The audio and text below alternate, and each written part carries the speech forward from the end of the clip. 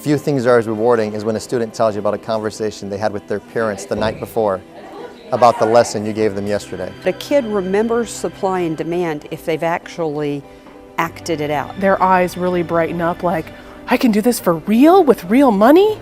I mean, I tell them, I know you haven't even gone to graduation yet, but I want you to think about your retirement.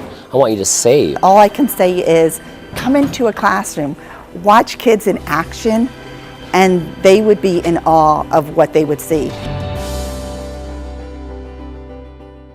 The mission of the Florida Council is to train one, teach thousands. Train one, teach thousands speaks to me because of my military background in the Marine Corps. The most valuable person is the person who's training the instructors. It basically takes one teacher, gives them the basics of financial literacy, free enterprise, and economics, and it gives them the skill to go train the thousands of students that they're going to interact with during the course of their career.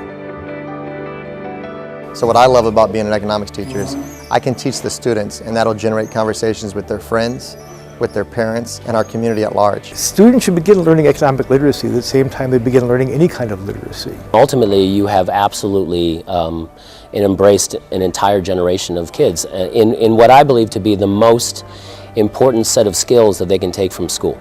I mean, if you're not a good economic thinker and you can't manage your money, you're lost. I was kind of reluctant. Economics sounded like math to me. I just woke up one morning and they said, you're teaching economics. When you talk to the average teacher, they're going to say, economics, oh my gosh, I nearly flunked. I had to struggle with how to draw demand, how to draw supply, and then they had those crazy things like markets, monopoly, and oligopoly. What was that? What the council does is they say, well, yeah, but let's look at what those theories mean in everyday life. I don't have an economics background in my education, so most of my formal economics education has come through the Florida Council. The most important thing to realize is that the teachers out there in the K-12 arena, we're not trying to make them economists. I want to tell the teachers who have a reluctance of becoming involved in economics education to talk to their friends who have had experiences here at the USF Stavros Center, or who have had experiences with the Jacksonville Center, or the Miami Center, or the Florida Atlantic Center, or the FSU Center, to find out how these centers and these programs can effectively support them with their work. I'm the assistant director at the Florida Atlantic University Center for Economic Education.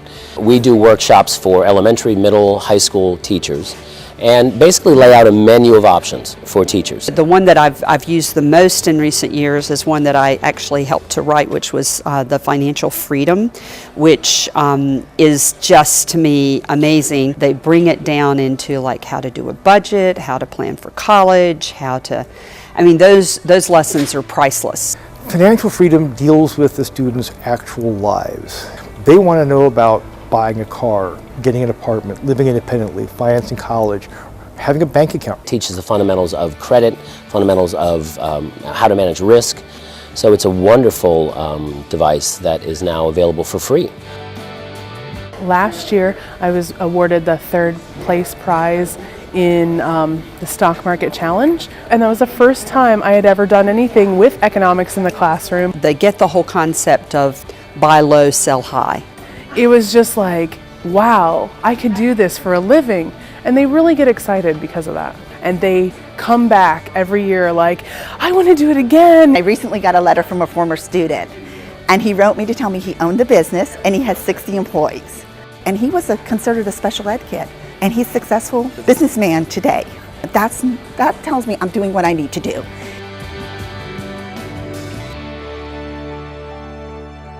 Smart consumers, critical thinkers, ethical leaders, that's what we need, and that starts in a classroom.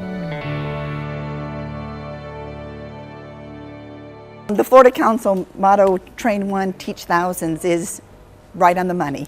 I could never repay them because I am a better teacher because of them. I would just like to add my note of thanks to the Florida Council for their hard work and dedication. The resources they provide, I use daily, or whether it's through the instruction or the actual resource itself. It's helped my student performance, and it's helped me as an educator and as a person.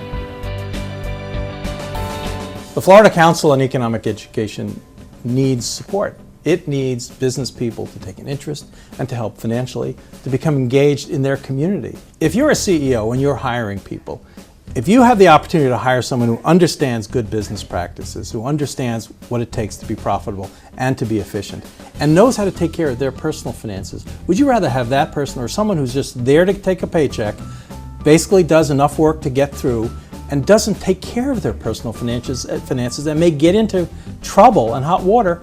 And when people get into personal financial trouble, do you think they're an effective employee anymore? Not at all. For all of us, it's all of us working together against the enemy of financial illiteracy. If someone wants to get involved in the Florida Council on Economic Education, they need to contact the organization.